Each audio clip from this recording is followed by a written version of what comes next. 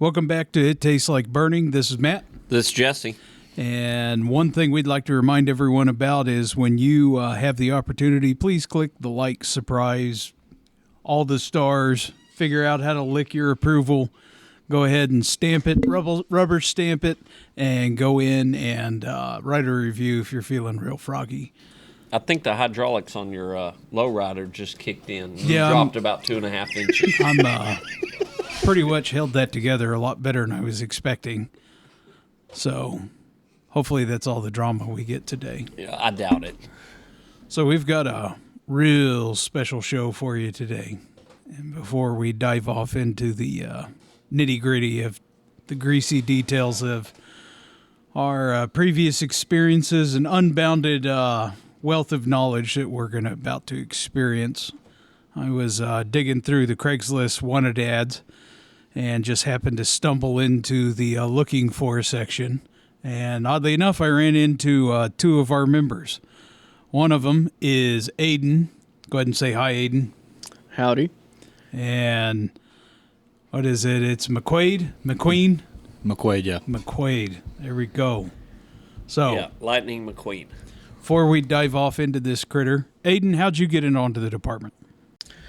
So originally, my grandfather was on the department long ago, and when we were little, my brother and I, he would take us to the station and kind of show us around, and that's how we kind of got introduced into it. And when we got older, there was a public service event that we went to at our local hardware store, and the trucks were there, and we just kind of stopped by and checked it out, and from there we were offered an application, and that's kind of when it took off, and that's kind of how it went. Okay. What about you, McQuaid? I met a guy. He was been on since the mid-'90s, and he basically forced me to fill out an application. I was 16. I was one of the first cadets on the department when it started, the cadet program. And from there, that's basically how I joined. Okay. And there's a little more for your story. How long were you on the department before you went and did bigger and bolder and dumber things? Yeah. So I joined, officially got voted on, I believe it was December of 2015, and I left February of 2017 for the Army. And then I spent about 4 years, just under 4 years. Came back in, I believe it was May of 2020, right in the middle of COVID. And then I've been an active member ever since. When you were in the Army, what branch were you in? Army, yeah. And then your tours, where were they at? So I did one combat tour, 2017, 2018, 9 months in Afghanistan, northern Logman province, Nangarhar province. Got back, kind of got reacclimated. I was stationed in Alaska, J-Bear. Then I did a couple training tours up to Fairbanks, all over northern Alaska, Louisiana, and down in Fort Hood, Texas. Okay. And what is your general career aspirations, goals? Are you going to try and make a career of the fire service, public service, or are you just going to be a phone book salesman? As of right now, I'm still struggling with what I truly passionate about. I'm looking for wildland firefighting right now, and then eventually, when I get more out of that, do some structural. Start applying to just all the departments in the area. I've been doing that.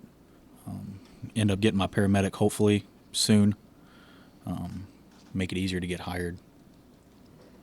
Okay. That 5 points helps a lot when going through the application process with these departments from the military.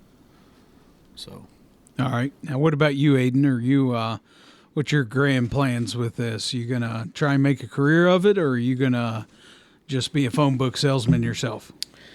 I believe I'd like to make a career out of it eventually. Originally, my plan was to go to college and be a big bad engineer somewhere, and I kind of found out that that's not what I wanted to do. And the more I did this, the more I realized that this could be a potential career opportunity. So I'd like to get my EMT and eventually paramedic and get on a department somewhere. So Okay. Well, that sounds good. So, In the meantime, keep twisting wire nuts.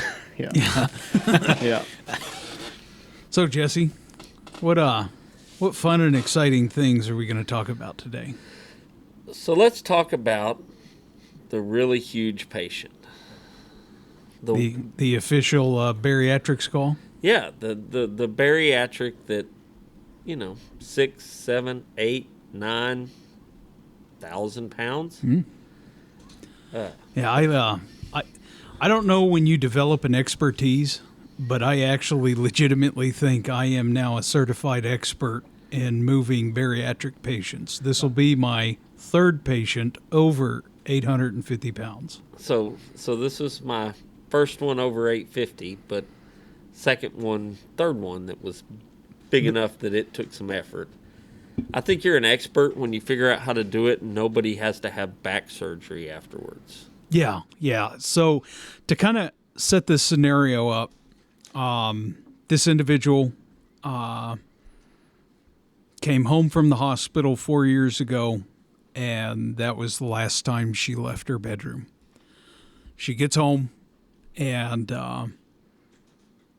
over time, and anyone that has a bariatric individual in their district, or even if it's mutual aid, the typical scenario, the way this looks is that you see them for the first time, and then 8 months to 18 months later, you see them again. So even though it's a pain, if you're only seeing them once every year and a half, it's not that big of a deal. But then you see them again in a year, and then you see them in 6 months, and then you're seeing them quarterly, and then you're seeing them monthly, and then you're seeing them weekly or bi-weekly, then weekly. Then you're getting to a couple of times a week, and now it's getting down to daily. And for me, every time I've ever had to deal with a major bariatric patient, and just kind of a precursor on this,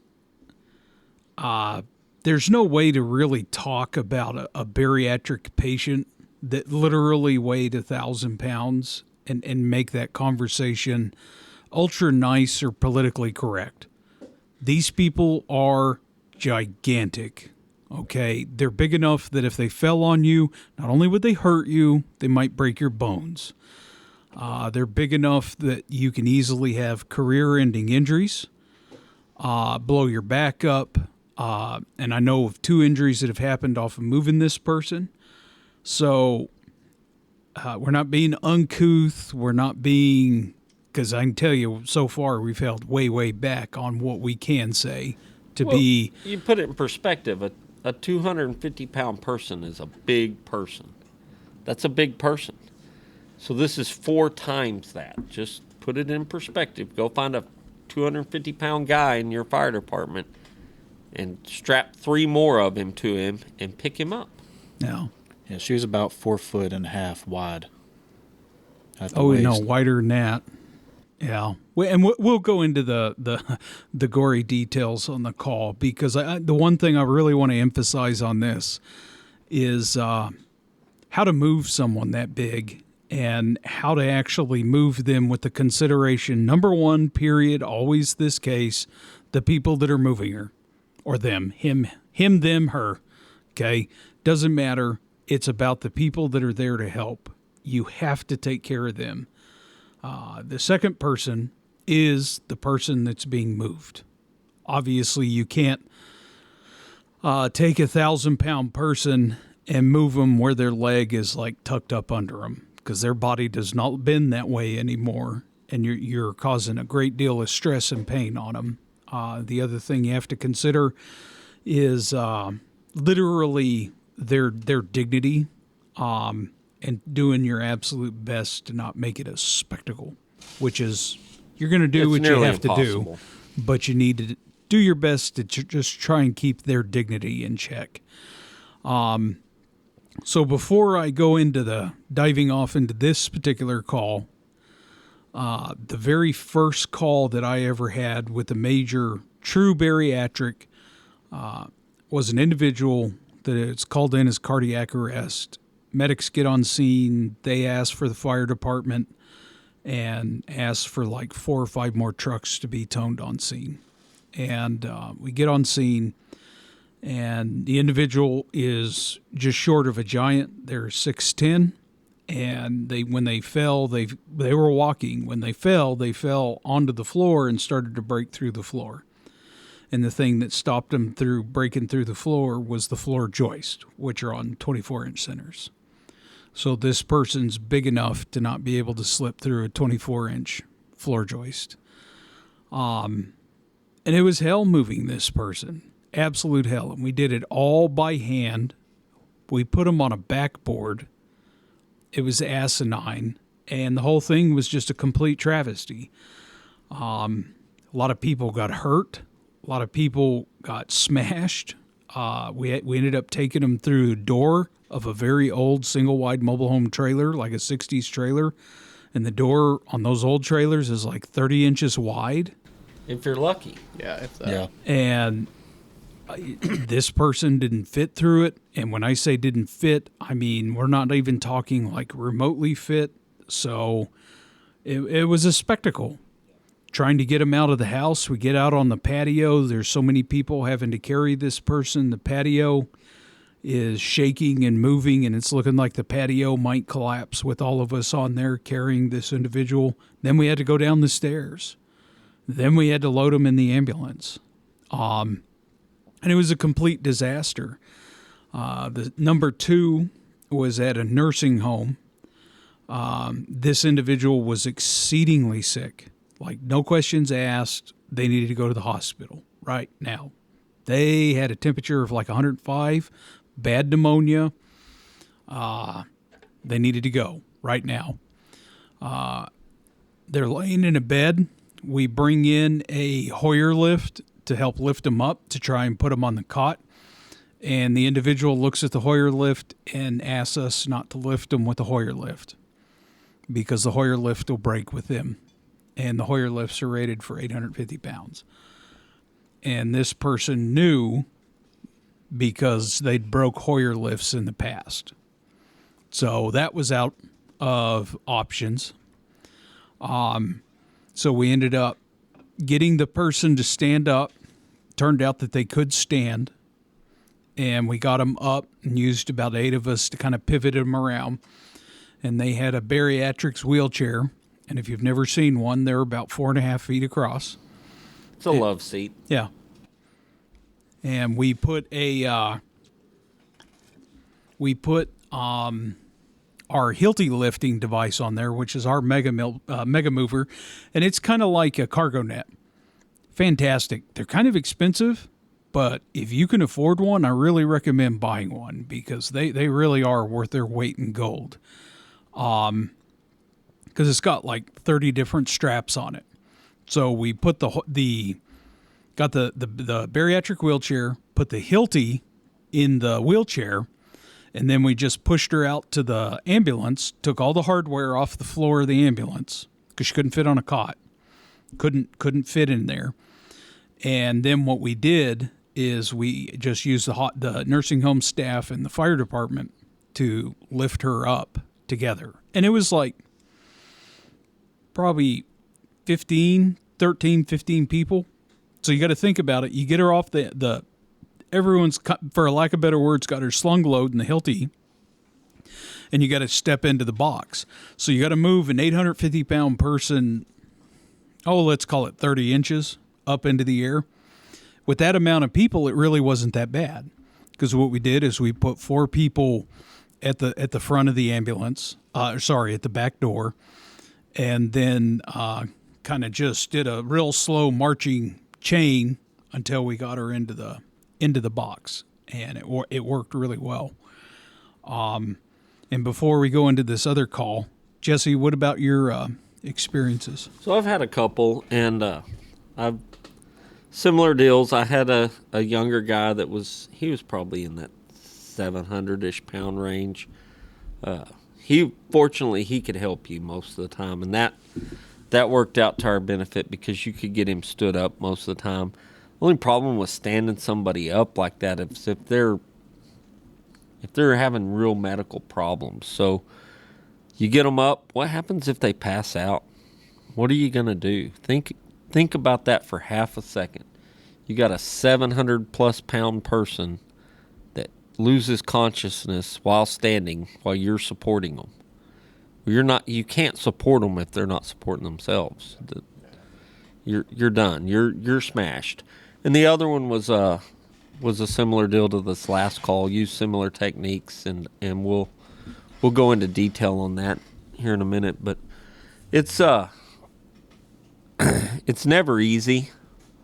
And the thing you got to remember is, you get 500, 600, 700 pounds. Think about what you truly can lift. So I can pick up the tail end of a cot with a 300-pound person on it and load it into the ambulance by myself. I've done it 100 times.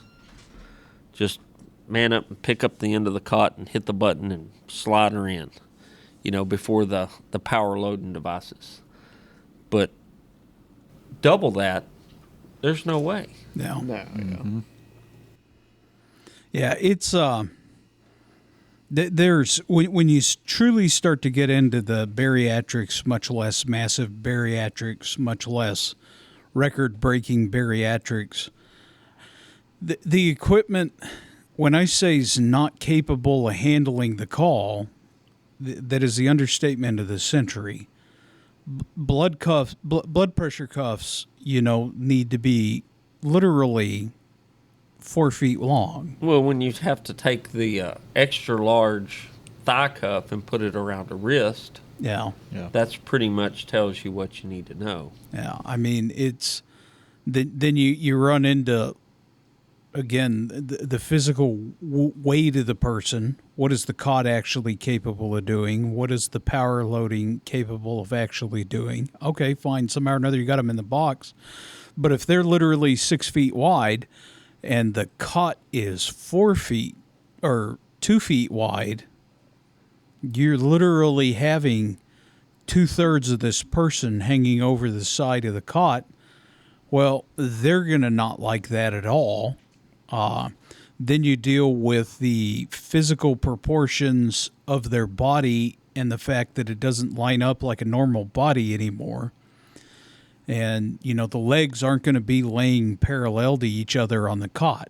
The legs, due to the weight and the fat on their legs, is going to be pushed out at about a 30 to 45 degree angle.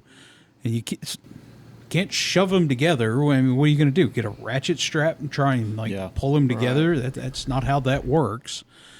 So yeah, I mean, you have to get to the point where you're significantly outthinking the box on how you're going to actually carry the individual. And then in our particular case, on this last patient, they didn't fit in the ambulance. So yeah, I mean, it goes from bad to worse, and it really puts other weights into perspective, so that when you go to the next 500-pound person, you're like, nothing. Yeah, easy. Yeah. And we may never see another 1,000-pound patient again, although I think it's becoming more and more common. I mean, it's evidently glamorized on TV with some of these shows, and stuff like that. So it's becoming more accepted to the general public for people to be like that. We could go down the rabbit hole of what all causes that, but we're not qualified, number one, and No. it's so deep on what kind of mental issues and everything else that are causing that, plus physical disease and everything else that goes along with it. But some of the processes that those people are experiencing when you're going to get them, I mean, they're going to have CHF. That's going to be a big one. So their heart's doing all it can just to keep them alive. They're going to have respiratory issues, septic, bladder issues, renal failure, diabetes, kidneys. I mean, realistically, these people that get to those sizes, they're dying. The body is so overmaxed and so over compensating for everything. I mean, it really is kind of a miracle of human biology that the human body and the biology that makes that body work is able to function when it's being so taxed and overburdened, and I mean not intended to operate like that at all. Well, you can only imagine there's acidosis happening. There's all kinds of things happening. Then you have the bacteria stuff, bed sores, on and on and on and on. And you're an EMT or a paramedic. And let's be honest, you can't do a damn thing about any of that. You can't. No. But you can do what? What's the one thing that we can do in that scenario? Get them to Get 'em to the definitive care. hospital. Yeah. Yeah, get them out of there. Aiden, have you had any experience with one, a patient that size, but much less a patient, we'll just say half that size, 500 pounds? So I have had some experience with, bariatric patients. Nothing compared to that size, though. I mean, the last bariatric patient that I even had, contact with was probably half her size. And he could kind of move around and help you out. Granted, we didn't have to take him to the hospital or do anything like that. He kind of just wanted some attention. And so, we got called out a lot for that. But this was my first time having to actually move somebody, especially somebody of her size. To me, it was kind of astonishing that, we could actually pull something like that off and have the manpower there, to do that. It was kind of a neat thing to see, just the whole process of it, how you remove that patient, how you move them from the house to the ambulance, what would normally seem like a cakewalk, in that instance is such a big leap. So, just things like that you don't really think about until you have to move somebody of that size. And all of a sudden that task becomes monumental.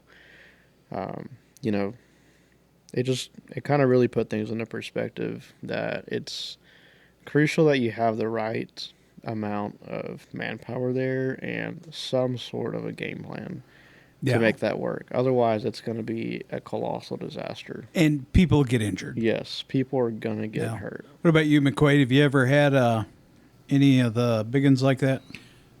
I'm going to go with probably about half. I believe we're talking about the same patient. Yeah. He could help you. We would load him up on the cot, and we'd have to strap him down and actually kind of strap his it's hanging over the cot kind of a little tighter to keep it on so it doesn't catch, getting him out the door, and load him in the ambulance. And you had to help the lift to get him up. Other than that, I haven't dealt with any real bariatric patients that I can remember. But that was my third time to that particular patient. That was 1,000 pounds. And it's amazing that she was able to still. The human body is crazy when you look at it. You actually look at someone like that, that's living, breathing, and functioning like that. I've never seen something like that. I'm a new EMT, and everything I just learned in EMT school just went down the drain with that patient because it's.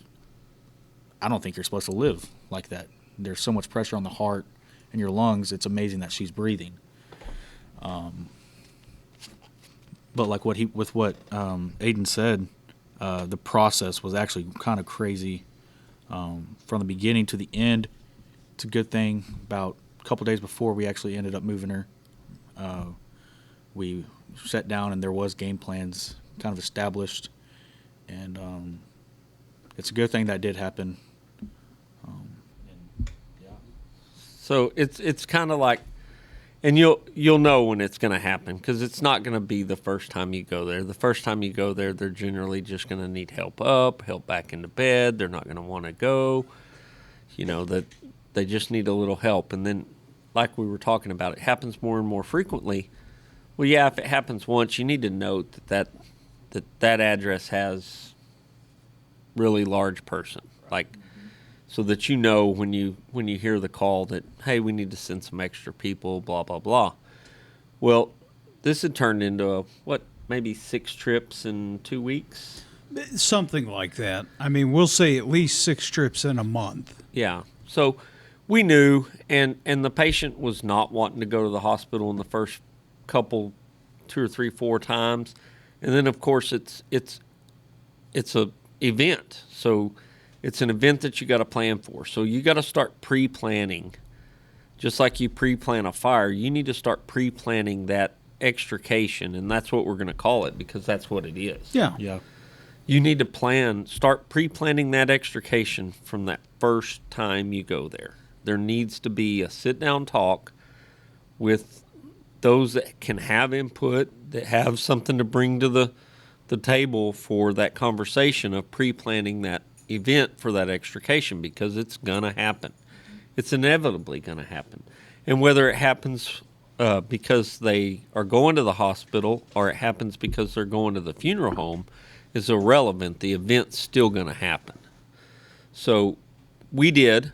We pre-planned probably 4 or 5 days out, something like that. Had a good sit-down visit, made some plans, had a list of what we needed to gather up before we went, had an idea of how many people we needed to gather up before we went, and kind of made a pact and a commitment that we were gonna see this thing through and make sure that this person got to the medical care that they needed, because it's real easy to not want to do all that work. Yeah, and from my perspective, I had been out there, but it had been years ago, like when the calls first started 4 or 5 years ago. So I knew generally how big the patient was. I knew she was bigger, and I particularly remember the location of where she was at in the house. And the particular location in the house was going to be a real problem. And from talking to some of the other departments, one thing to kind of preface this is to say that this call's actually not in our district. It's a mutual aid department. They're a little bit smaller than us. And I had talked to their chief and assistant chief, and I said, you guys stop screwing around with this. Anytime you get toned out there, you call us out there. Just please stop it, because you guys are moving her with literally 3 and 4 people at a time. You're going to kill yourself. And not knowing the weight. Yeah. Right. And not knowing the weight. And it's like, it's not, three guys can struggle and move a 500-pound person if the 500-pound person's able to help them. But three guys can't move an unconscious 300-pound or 500-pound person. They can't. So what are we doing with a theoretical 1,000-pound patient with 3 people? Nothing. Exactly. Yeah. Nothing. Right. One, you obviously don't care about your own health, so we'll just write that off. You're going to tear the patient apart. You can't do it. The patient's so large that they can significantly hurt themselves under their own weight. And the only way you're going to be able to help them is by grabbing things and jerking and pulling. And you can't grab an arm and pull them across the floor, because you're going to destroy their shoulder. You're going to dislocate things. It doesn't work. You don't have a choice. It won't bend that way. Right. So knowing this scenario, that 4 years ago the patient walked into the house under their own power at 850 pounds. And 4 years ago was the last time they walked out. Here we are today. They are barely movable, and they're bigger, and they can't fit through the house now. So immediately, to me, you don't take them through the house. You don't, for multiple reasons. And the way we extricated this patient is that we literally stood outside. We went inside, evaluated the patient, looked at the bedroom that the individual was in, picked a wall, went outside, realized we picked the wrong wall, and picked a non-load-bearing wall and started cutting a hole. And the hole was 6 feet wide by 4 feet tall. And there's a really specific reason that we decided to do that. Why is that, Jesse? Well, if you want to carry something that out of the hole in the wall that's 4 feet wide, you need room on the sides for the people to be. Right.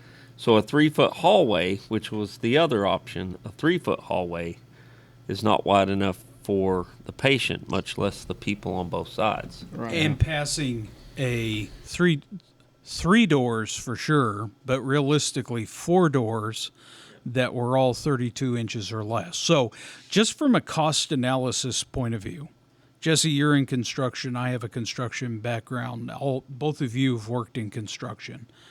What's easier to replace? A literally square hole cut in the side of a wall with 2 studs removed, or replace and rebuild 4 door frames? Yeah, it's going to be the whole wall. The whole. It's the hole in the wall. Any day. I'm going to be kind of cruel when I say this. There's a direct link between morbid obesity, and we'll call it colossal obesity, and income. You don't see a direct link between the very, very wealthy and them weighing 900 pounds. There's a correlation link there. So if you go to a very morbidly obese 800, 900,000 pound individual's house, they're on a fixed income. You cannot do $30,000 or $40,000 worth of damage to their house when you could have only done 300. I mean, that's not fair to the patient. You're doing the absolute best you can. I truly understand it, but you're being lazy at that point. And also, in the long run, working yourself to death because you won't cut a hole big enough to take care of the patient. And I don't think there was no way we could have went through the house. No, there was no way. Not without killing anybody. The only option was a hole in the wall. Right. That's kind of what I saw. It's just like ventilation. So you go to cut the hole in the roof for ventilation. Do you cut a little bitty 1 foot square hole? No, you cut a 4x4 hole because that's what's easy to repair. That's a standard size of building materials, blah, blah, blah, blah, blah. There's reasons to do that. The same thing applies to this. It's know a little bit about building construction more than just what's in the textbook, because there's a lot to know that will help you down the road. Yeah, and I mean, when I say we literally took nothing structural out of the house, we took literally nothing structural out of the walls of the house. We didn't cut the corner. We cut from the corner to a ridge beam. That gave us our 4 feet. Now, were we right below a window? Yes, we were. We were right below a window. But as soon as we started removing the siding off the house, this great lumber.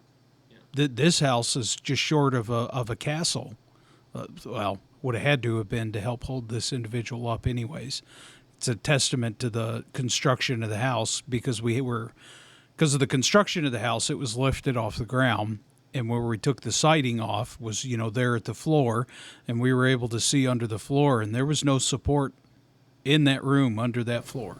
Yeah, it was just the floor joist. Yeah. She was probably 6 foot in the air on the ground. Something Yeah, like that. floor. Yeah, the floor was 5 to 6 feet. Yeah. So that's the scenario. So imagine a very square house with narrow doors.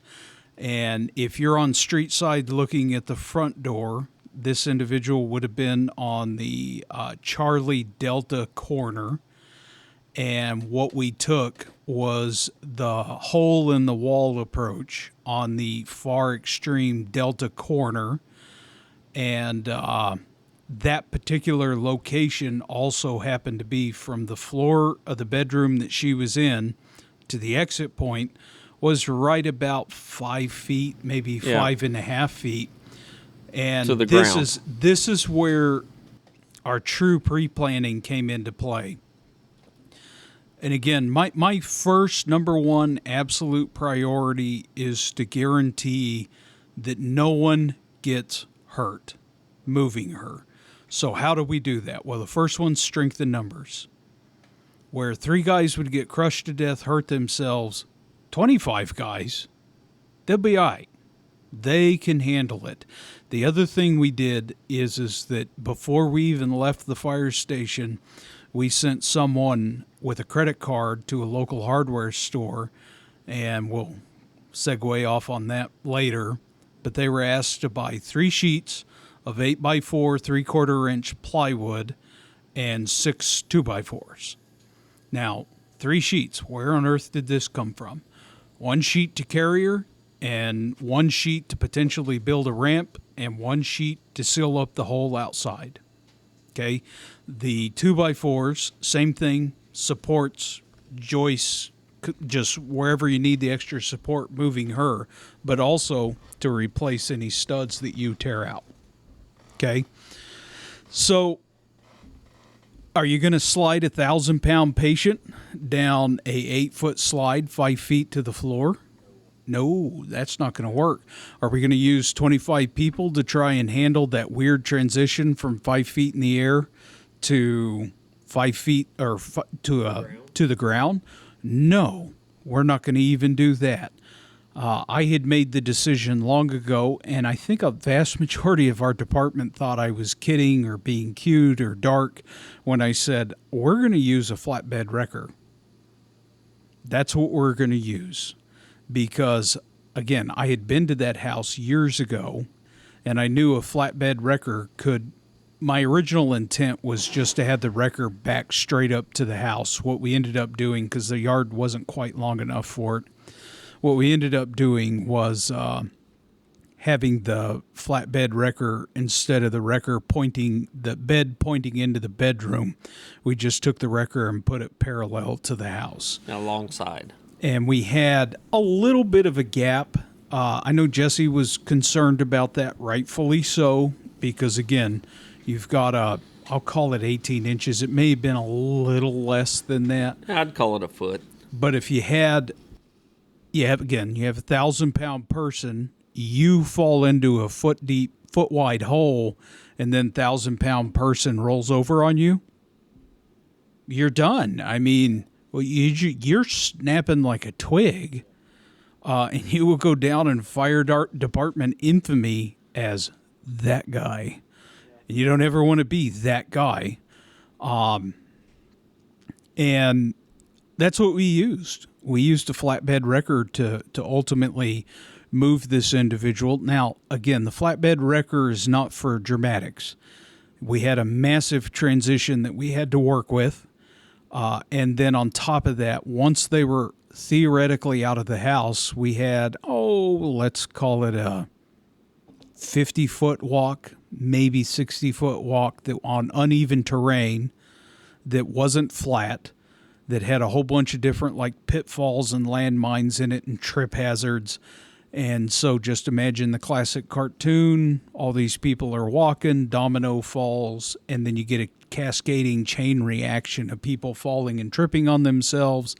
The weight of the individual starts to shift. 100 pounds turns into 300 pounds, turns into 500 pounds, and then they let go. And yeah, I mean, we needed to, just because you got her out of the house, you're not done. You still got to get her to the street. And that's where the wrecker came in. And from my perspective, it worked great. Go ahead. Yeah, it worked great, and it minimized so we never had to literally pick her up. We were able to relieve some of her weight and keep her in contact with the floor, the flatbed wrecker. She was still supported at all times, and if we had an instance where we let go or whatever, it was inches that we were dealing with, not 5 feet. Yeah. And we kind of had like an oh Christ moment when we were. So the original setup is we back the wrecker up to the house, we cut the hole, we clear everything, we get everything out of the bedroom that we need to have plenty of working space. We go ahead and bring in a sheet of plywood, lay it down. We lay a mattress on top of the piece of plywood. We lay a tarp on top of that. And that was, from my perspective, the truly like real iffy move is that we had to originally move her, get sheets under her, and move her from where she was at on the floor, and total distance wise, let's call it 8 feet. Yeah. But it may have been But it was 10, a turning. Yeah. and there was a turn in there. And that was probably the single hardest move that we did. And I think there was 10 of us in the bedroom when we moved her. And the other kind of turned out to be a real hindrance is that she was on a CPAP machine, and we had to keep that on her at all times. Thankfully, the battery life was 6 hours. Right. So we could completely unplug it, put it between the area that was between her legs down by her feet, and just kind of have some person at the head monitor, making sure it never leaves her. And speaking face. of the CPAP, we took that into account early, Jesse. What is some stuff that we did to kind of acknowledge that CPAP's important and it's there? So initially went ahead and fired up a generator and got a cord over there because she's 100% dependent on that thing for life. So I don't want to be 100% dependent on the battery in it, because I've seen batteries don't last forever. I don't know how old that machine is. I want to keep power handy. Well, it's also Murphy. It is Murphy, Right. and Murphy, he's gonna that is show where up. Murphy, and he will skydive in and look like a Russian hypersonic missile coming in and kick in the front door and just be like, surprise, and then just run around and unplug everything and tip everything over and whack someone in the knee and do a little Nancy Kerrigan action on them. And before you know it, you got 3 people injured. You cut the power in the wall by accident. So the CPAP went down. Turns out the battery's from 1930. And now all of a sudden you haven't moved her anywhere, but at least you have now sent her within 90 seconds to 2 minutes to full out cardiac arrest because you wouldn't run a $30 extension cord. Yeah. So that was one of the primary things we did. I mean, just the sheer terror because it had a humidifier on it. And so the decision was made, hey, we need to take the humidifier off this thing because we're going to be bouncing and sloshing, and it needs to be just straight to the machine. The sheer terror in her face when that thing turned off. Yeah, for you could tell she was 15 seconds that it took to take the humidifier out of it. She, every time that I went out there, so 2 times before this, it always came off her face. Not for long, but it was, just like you said, terrifying. She completely just stops breathing. That was a so she's vital part completely- of her existence. Completely So- dependent. I mean, that's part of the pre-planning part of this is, you're dealing with exceptional circumstances. Don't forget the little crap, because it's the little crap that can really, truly bite you in the ass. Now, as we were moving her, so that first move where we had sheets under her and we had to get her on the plywood and the mattress and the tarp, that first move, that was all there. We needed more people. Yeah, But we didn't have and we were really limited by room on that first move. For sure. Now, And we took the opportunity because there was a long response for the specialized ambulance that was coming. And we took the opportunity to do that move early before we even had the whole everything set up to get that pre-positioning. We had the hole cut. We had the wrecker in place. We'd done a few things like that, but we made that move early, sealed the house back up with a piece of plywood to keep her comfortable, so that because we knew that was going to be the hardest, most traumatic move of the event. And one thing that was compounding it, I mean, her general health was so bad, but she had some other injuries and stuff that was kind of compounding her pain, and it was not going to be all better by moving her. In fact, moving her was going to cause pain. So, I mean, I'm not going to sit there and beat around the bush on that. You need to move her. In that said, if you can move her twice instead of 47 times, move her twice. Work smart, not hard. Patient care. Let's let's do the move. Let's get the pain out of the way, and let's just be done with it. Because, like I said, we're not there for the awesome story time. We're there for the patient. Go ahead. No, I'm good. Okay. And so we get that first move done, and I have no problem admitting it. Later that night, we had another call up here, and I came up here, and my back was stiff and sore off, and I know it was off of that move. It wasn't off of anything else we did. It was off that move because I was right off of her left hip. And so I know I had a bulk of the weight. Another pro tip here, if you have a gigantic patient and you truly can't get the sheets under them, what we did is we used 2 sheets. We used a top sheet and a bottom sheet, and the people that were in the middle, they crossed. So you took the top sheet, bottom corner, and you handed it all the way down to the bottom guy, and everyone else on the bottom was helping grab that top sheet corner, and vice versa. The bottom sheet corner was handed up. So you had this big cross pulling motion on both sides. So the more you lift her, the more the sheets are going to automatically pull up under her. And I think that's something that ended up really eating us alive towards the end of the ambulance, loading her into the ambulance. We just couldn't get something to stay underneath her. When we started moving her, she was so heavy, when we started moving into the ambulance, it started sliding out from underneath her because she couldn't hold it down on her. Yeah, and we'll talk about the ambulance in great detail, because that was, in my opinion, was where our more learning occurred, and we are now more prepared for the future. So we get her transferred to that bed in the tarp, and she's good. I mean, we actually, that was shockingly went really well. And I kind of want to talk about the demeanor of the patient at this time, because when we first started, you could tell she was scared, she was anxious, but you could also tell she was in pain. And she wasn't doing well. But the second that she knew she was leaving and she was going to go somewhere to try and get some help and try and get all better, her demeanor changed. She became a little more placid, a little more cooperative, and she was never non-cooperative. Right. But just her demeanor changed. She was ready to get the hell out of there. Okay, I don't blame her. She's been in the same bedroom for 4 years straight. I would want to change the scenery at that point also. And I give her credit. I mean, props to this lady, more than I can ever truly recognize. We had a big scare when we were moving her for a second, and I could see it happening.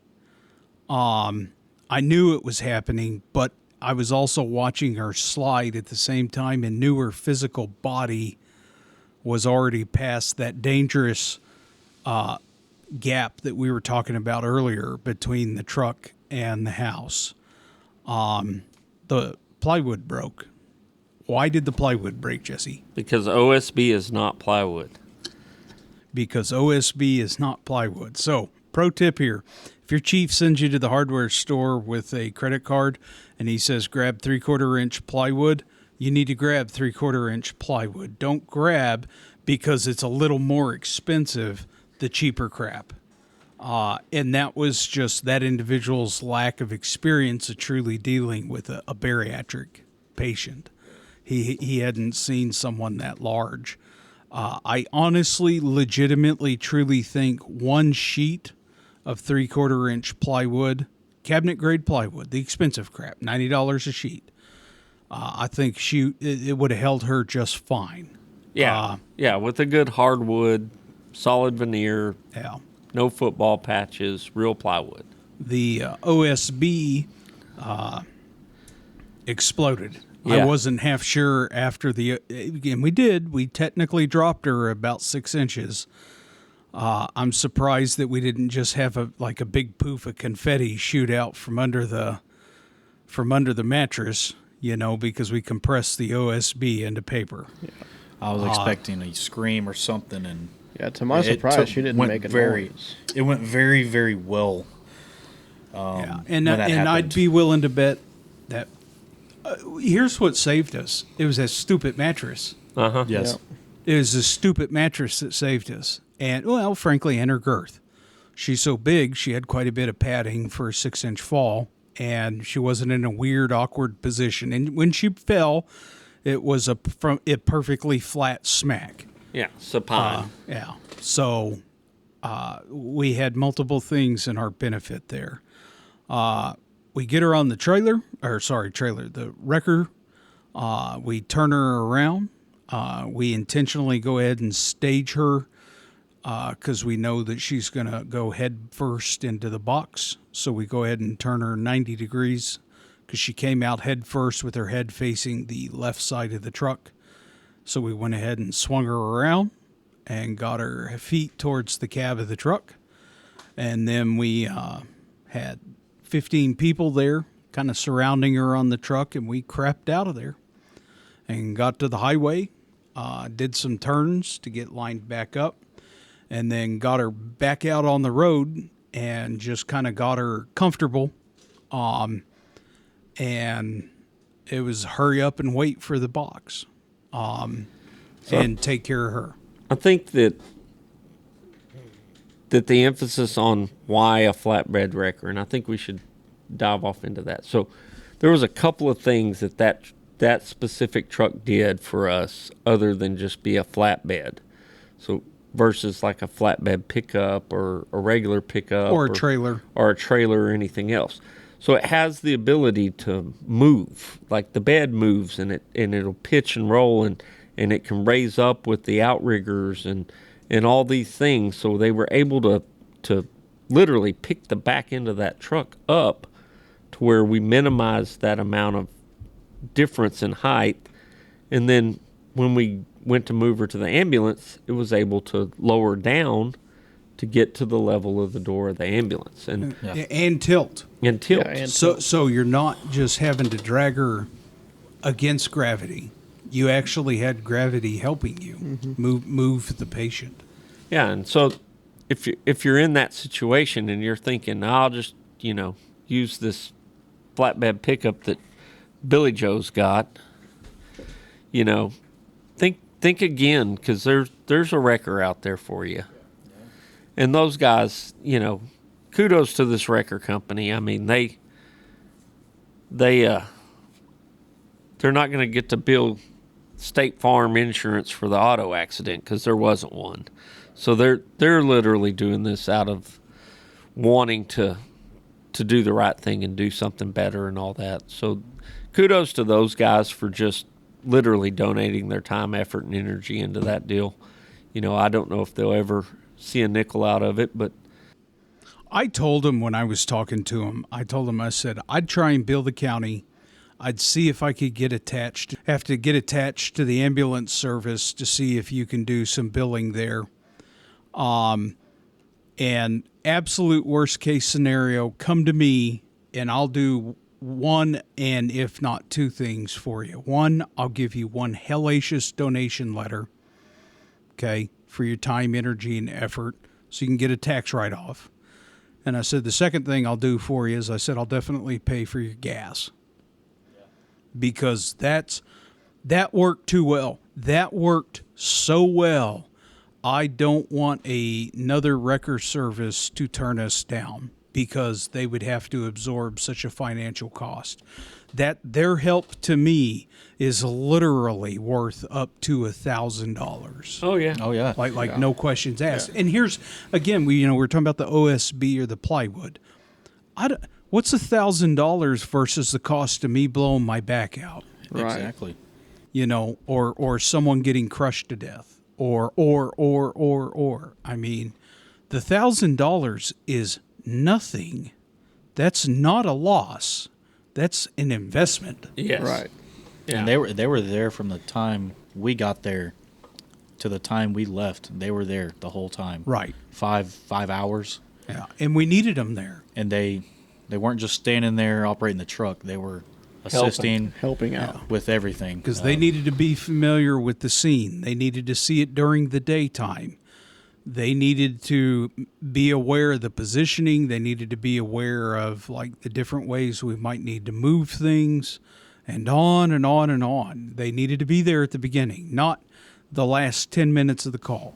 We Exactly. needed them the entire time. Yeah, because they're truly an asset and probably your biggest asset in that particular event. I don't know how we would have done it. Otherwise, no, there's not a good other solution. That, there, and we had that discussion early on when we first got there that, there was all these ideas about going through the house and doing this and doing that, and I literally stood there and said, guys, there's one solution that works, nobody gets hurt, and we minimize damage to the patient, the patient's house, and everybody here. There's only one. And that's what we ultimately went with, but everything else had substantially more risk involved in it. Right. Or cost Right. to the homeowner. And I don't have a problem with the homeowner sitting there saying, I really don't want you to cut a hole in my house. That is a reasonable objection. Okay. There's nothing wrong with the homeowner saying that. And if you talk the homeowner into understanding why the hole needed to be cut, then you also are, I don't want to say legally obligated, but you are definitely morally and ethically obligated to try and do your best to put the home back in the place that you can. Yes. And Again- and that doesn't mean drywall and paint. That means make the hole go away. Make it so that the wind, the critters, all that stuff can't go in and out. Like we're not finished carpenters, even though some of us may be. That's not what we're there. The objective. Put That's not studs the back objective. in. Put Yep. the wall back on. Yeah, make the house livable again. Yes. And yeah, I mean, it's not up for debate. You have to do it and just be done with it. Now, probably the biggest part of our collective fail in this, and I really thought this was going to work really well until the ambulance got on scene. And I think everyone was under the assumption, at least I was, I've seen true bariatric ambulances. And I thought that message was conveyed, that what was needed on scene was a true bariatric ambulance. And what showed up on scene may have worked for a 400 or 500 pound patient, Or probably a 600.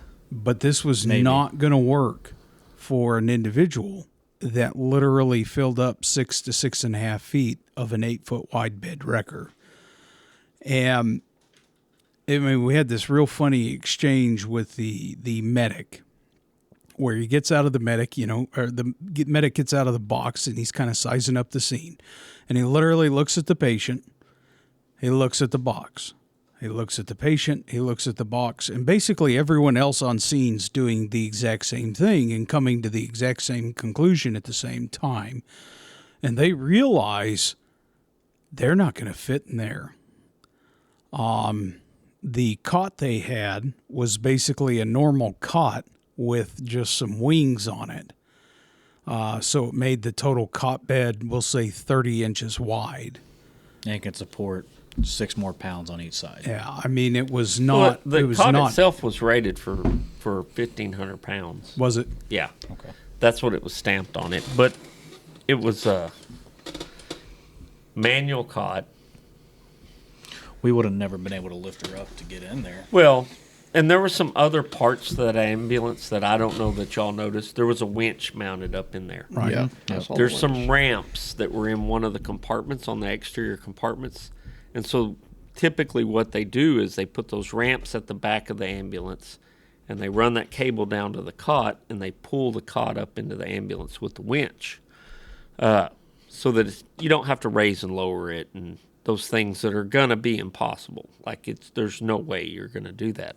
So that's the design, but it just wasn't substantial enough for what we were doing. Right. Yeah. I mean, it's just, yeah, it wasn't going to work. It just wasn't. And the medic had to call med control and get permission to do some modifications to the ambulance through medical direction. And from there, loading her into the ambulance was exceedingly difficult. And it just, there were so many things that made that not just a challenge, but impossible, where we thought we were being smart and brilliant in bringing that mattress and putting it under her. The intent was to have the sheets and the tarp go into the ambulance with her. And we ended up having to, since the she was on top of the mattress, we couldn't get her high enough to get the mattress from out from underneath her. And just trying to load the mattress with her under it while trying to make the transition from the truck to the ambulance, it just didn't work. Well, and I think if our plywood or OSB wouldn't have broken half, I think that the plywood, actual plywood, would have facilitated that move better. And that's a good, important lesson that goes back to listen to your chief. But plywood much stronger than OSB. Yeah. Yeah. But other than that transition, the medics were great. The transfer agency was great. The crews were great. Everyone was compassionate. Patient was great. Patient was great. Yeah. I'll even argue the patient's husband was okay. He was kind of aggravating at times, but again, his wife is sick. He's got a giant hole in his house. All of the crap that was in that bedroom's now outside. Oh, yeah, it was a yard sale. He had some problems with kind of like, and he was about his wife first. You know, it's not like while she was half dead, he was over there, you know, dialing insurance numbers. It's not like that at all. But, you know, she was going to go to the hospital to get all better, and he was going to be left with this tentative tornado and a hole in his house. So he had some legitimate concerns and issues and stuff. So, and even though from our perspective we are done with it, we're not, and we just got to deal with it. Yes, we had to load some of the crap back into the house, and the one smart thing I did when we were outside taking everything out was as I had sorted things into the obvious keep pile and the maybe not so keep pile. So if we came across electronics or anything remotely important, we tossed that off to the special pile, kept it all together, nice and neat together. And so that at least facilitated that a little bit. Then we got his bed back inside the house because there was 2 beds in this small bedroom. And he also had a CPAP machine. And we set that off to the side because I recognize that as being important. And I wasn't sure if it was a backup for her or what. I didn't ask. I just know CPAP machines aren't cheap. So we set that off to the side. And as they finally get her into the box, we start transitioning to taking care of the house. Yeah. And all in all, it was 5-6 hours of our lives. It's not a large price to pay for the good that we accomplished, because we truly did accomplish some good there that night. While keeping the patient comfortable, making sure she was doing all right. Yeah. There was a couple times where she would just out of nowhere start being in pain because of her feet, or she was at too less of an angle or too much of an angle with her upper body, and you would have to have 6 people kind of pivot her up, adjust pillows or adjust her feet in or out, and you didn't touch her feet. Very, very bad, very painful. But all in all, she had a sense of humor the whole time.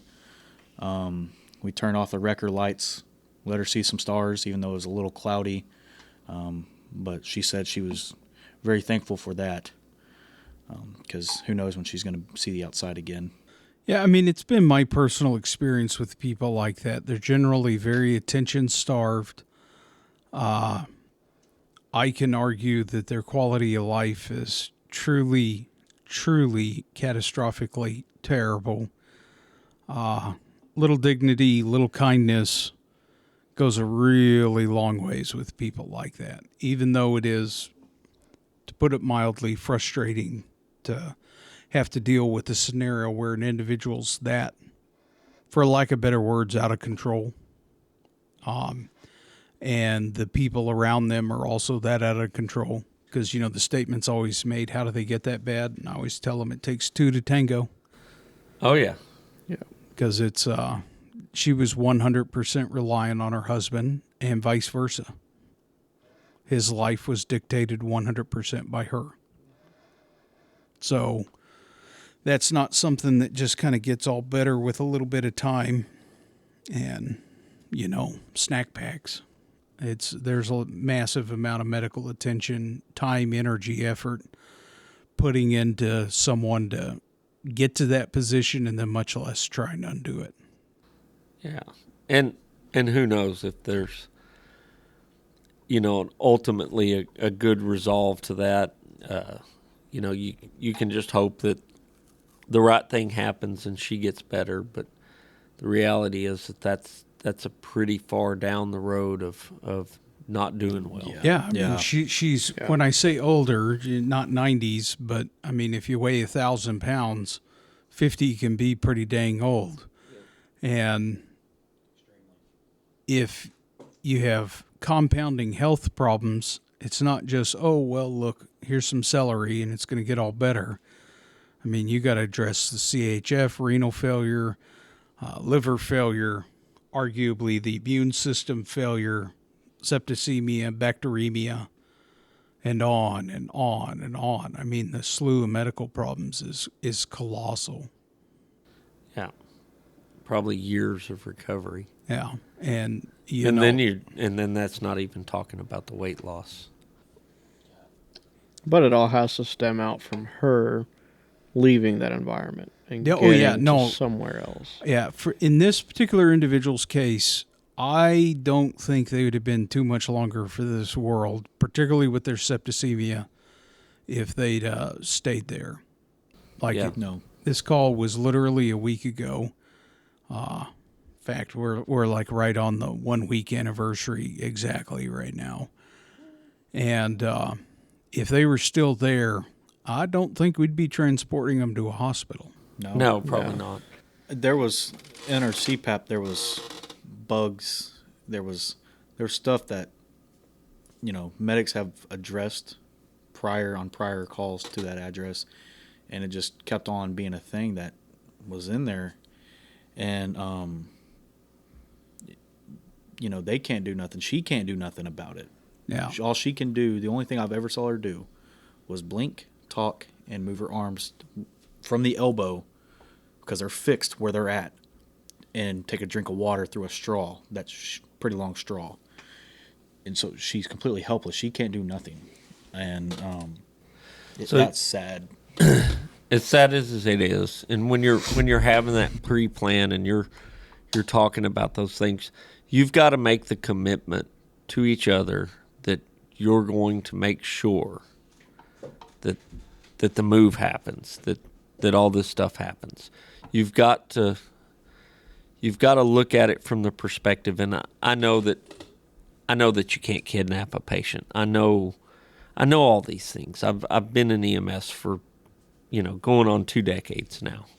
I know all these things, but if your attitude is to go in there and, maybe we'll try to convince them, maybe we'll just PRS them, we'll AMA them, whatever, then that's what's going to happen. If your attitude is you're going to go in there and you're going to sell this as what needs to happen, and you're going to make them commit to it, and you're committed to it, and then you execute your plan that you already put in place, it becomes 10 times easier.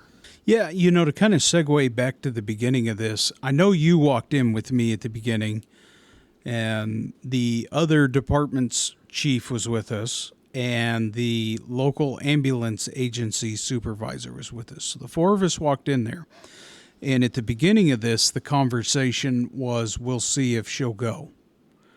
And yeah, I didn't say anything there. I did. Because my intent is we're not seeing, we're going. Yeah, exactly. And I'm not 100% sure when you walked off, if you walked off at the same time with the medic supervisor. But there was there was a second there where it was me and the assistant chief, and he was doing good. The other chief, he was sitting there, kind, compassionate, explaining everything to her, kind of what the general plan was, and the fact that we still needed to go outside and kind of do our building survey. And there was a moment there where we had the individual convinced to leave, but they had segued to, it's not my house. And we had talked to the assistant chief, and he went, I talked to him, said, hey, go talk to the husband real quick. So that left me alone with her. And I squatted down next to her and told her, here's a big thing. Make contact. Okay, literally contact. Eye contact and physical contact. Touch her shoulder. Okay? And looked down at her and said, I want you to know something. It's about you. It's not about your husband. It's not about the house. And I want you to tell me, how bad does it hurt right now? Seriously. How bad does it hurt? And, get her to acknowledge that and tell her, we can make it all better. Okay. Now, the reason we have to do it this way is because we got to take care of ourselves too in the same process. But it's about you. Okay. And I'm telling you right now, if you want to go, I don't care what anyone else says. We'll take a bulldozer through here. I don't care. We will get you out. Okay. And we're going to get you out where it doesn't hurt. And we're going to get you out and make it all better. And we're going to get you out so you can go actually get the help you need. And that made the difference for her. Okay. She was committed. Now, go talk to the husband, and he's still on the phone complaining about that original issue that he saw as kind of like the root cause of this. And, didn't hang up the phone for him, but just told him they're not important right now. You can talk to them later. And I take him to his wife and have the exact same conversation with him. And from there, it took me, this whole thing lasted maybe 2 minutes. We'll say 3, but I don't think it was that long. And they were done. And literally when I stepped out with the EMS supervisor, it was for me to tell him, don't quit selling yourself short, quit having wiggle room. Understand that your demeanor is going to dictate what's going to happen. Right. Yeah. You've got to say, this is what needs to happen. We can make this happen. This, step 1, step 2, step 3, and don't leave any doubt, because that doubt is what's gonna foil your plan, Right, and cause it to just not happen. And I think that went for everybody in the crew. Not just the supervisor, not just her, but once she was on board and everybody saw that she was on board, I think that completely changed everybody's mindset and was like, okay, we're going to actually go through with this. And we were all committed, for her sake. At that point, it's commitment. It's just commitment to see it through. It's no different than the car salesman or anybody like that. They're not going to sell you a car and say, oh, you might like this, and it's pretty expensive, and the door falls off, but it'll be all right. They're pushing what they want to happen, right, through sales. It's sales, and that's literally all it is. And if you're not the one that's good at that, find the guy in your department that is good at that, and that's the person that goes and does the sales pitch. Exactly. Yeah, because it really wasn't up for negotiation. That individual had to leave that night.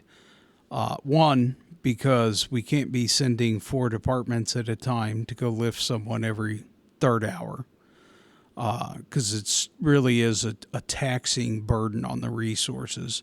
Two, sooner or later, there's going to be an injury because they keep doing everything improperly, moving them, and just everything's wrong, and you're compounding the problem.